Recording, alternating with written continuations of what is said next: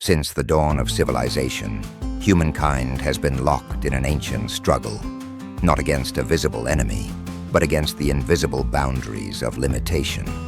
The world, once an endless expanse of forests, mountains, and oceans, presented not just challenges, but resistance to our will. Nature was not hostile, but it was indifferent, governed by laws we could neither bend nor break. So we built, we invented, we paved rivers into roads and turned stone into engines. We shattered distance with combustion and bent time through acceleration. The automobile became more than just a machine. It was a symbol of defiance, of freedom, of progress made manifest in steel, glass, and gasoline. Each highway etched across the earth was a declaration. We will not be still. We will not be slow. We will not be bound by terrain or tide. Yet in this relentless momentum, we forgot a truth older than any invention. We are not exempt from the very laws we seek to outrun. Gravity, inertia, entropy. These remain untouched by ambition or horsepower. In every violent collision, every twisted wreck, there echoes a reminder that velocity cannot cancel vulnerability.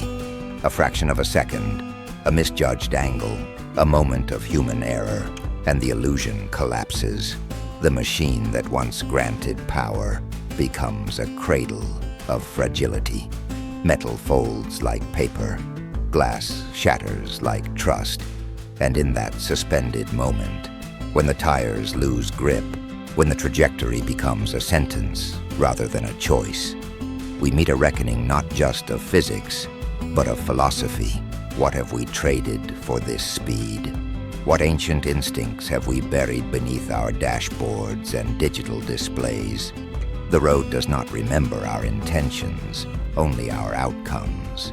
And when the dust settles, we are returned, bruised, broken, or breathless, to the same truth that guided our ancestors under starlit skies, that to move faster is not always to move forward, that control is a myth written in exhaust fumes and erased in blood, that the pursuit of mastery over nature often reveals how little we understand our own. In these crashes, captured in slow motion, framed in twisted wreckage and frozen screams, we glimpse not just tragedy, but testimony, a silent confession that for all our engineering, we remain mortal.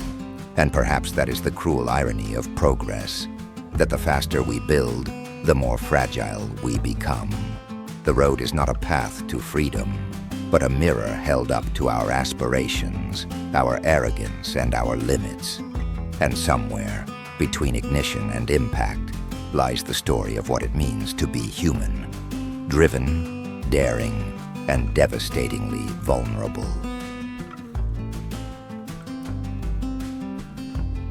In the vast silence between stars, where gravity sculpts galaxies and time stretches like fabric, humanity has dared to whisper questions into the dark. From the moment we first looked up and saw more than just points of light, saw patterns, cycles, meanings, we became something more than survivalists. We became seekers. The cosmos did not invite us. It did not open its arms or reveal its secrets willingly. Yet we built instruments to listen to the echoes of the Big Bang, to trace the faint tremble of distant supernovae, to see further and deeper than eyes ever could. We sent metal lungs and silicon minds into orbit, chasing the origins of matter and the edge of time itself. But for every satellite launched, for every rover that touched alien soil, there remained a truth we could not escape, that we are a fragile species, riding a fragile craft, spinning through a universe that does not care if we succeed or survive. We are clever, yes, but not exempt. The same physical laws that shape the orbits of planets also dictate the path of falling debris. The same entropy that collapses stars into black holes also unravels our machines, our plans, our bodies, every crash on Earth, every shattering moment of impact, every fracture of metal and bone is a microcosm of this larger truth. That control is temporary, that structure is fleeting, and that even with all our knowledge, chaos is never far.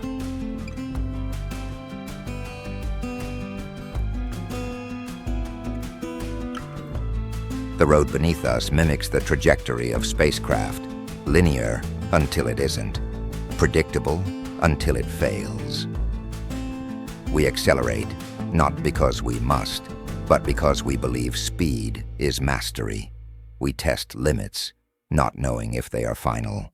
And when collisions occur, when systems collapse, when inertia overwhelms intention, we are reminded that even here, in our most advanced constructs, we are still subject to the primal order of the universe.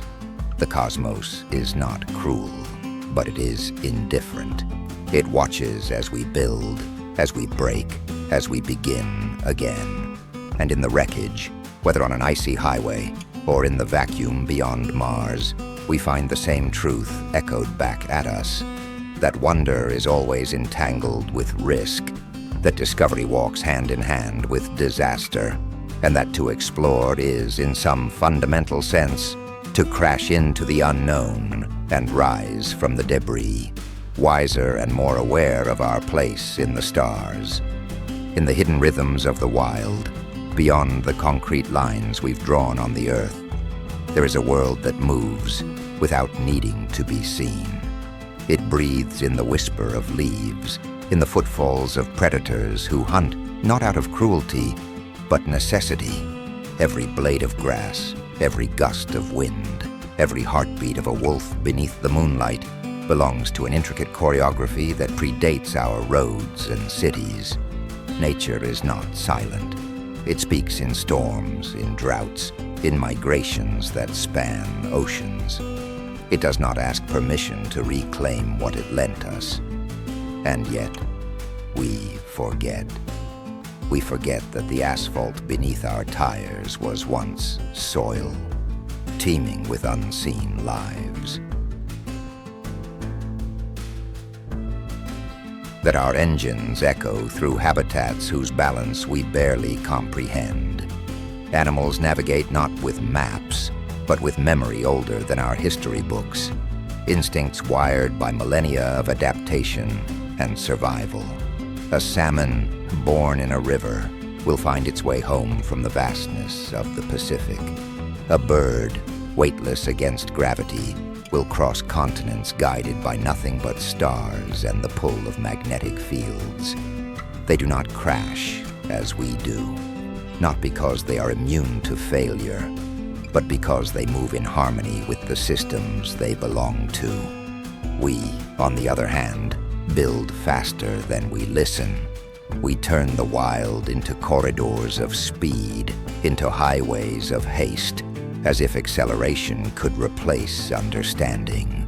And in our crashes, sudden, violent, senseless, we see the consequences of that disconnection. Metal twists, glass shatters, but outside, the forest continues to breathe.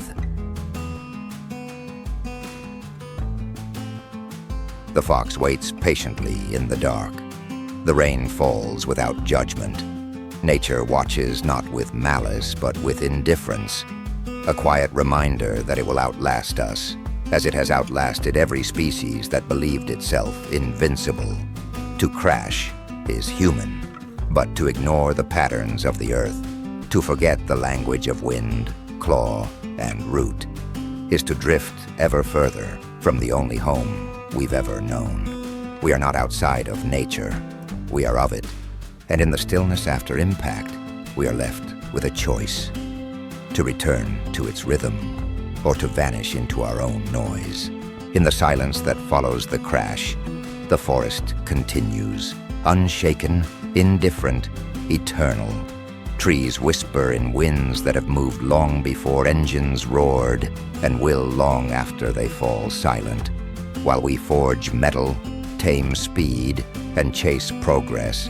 Nature watches with patient resilience,